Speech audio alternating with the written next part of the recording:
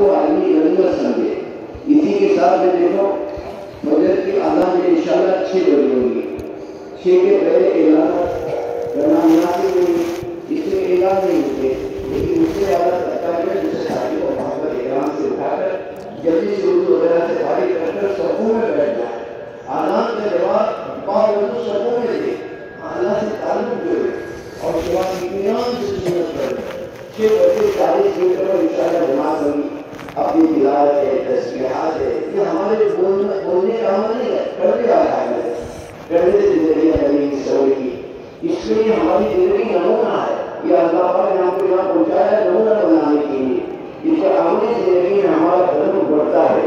اس سے نماز کے بعد سنت کے بعد سونے کے بعد اپنی تلاوت اور تسبیحات کو پورا کریں.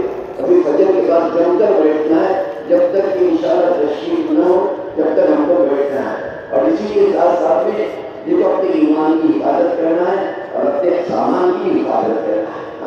مسلمان اتنا دھوکا کسی کو دیکھا نہیں, دھوکا کھاتا نہیں. کافی چوکنا رہ کرتے زندگی کو گزارنے کے لیے نماز کا عمل ہے کیا بہت چالاک ہے. اس لیے اپنے سامان کی حفاظت کرے.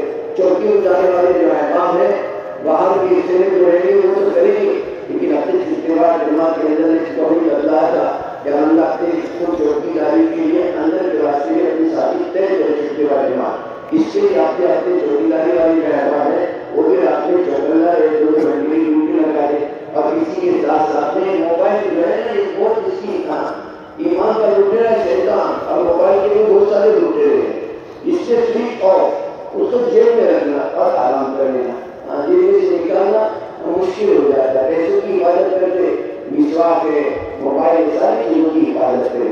اللہ پاک ہم سب کام کرنے کی توفیق عطا فرمائے.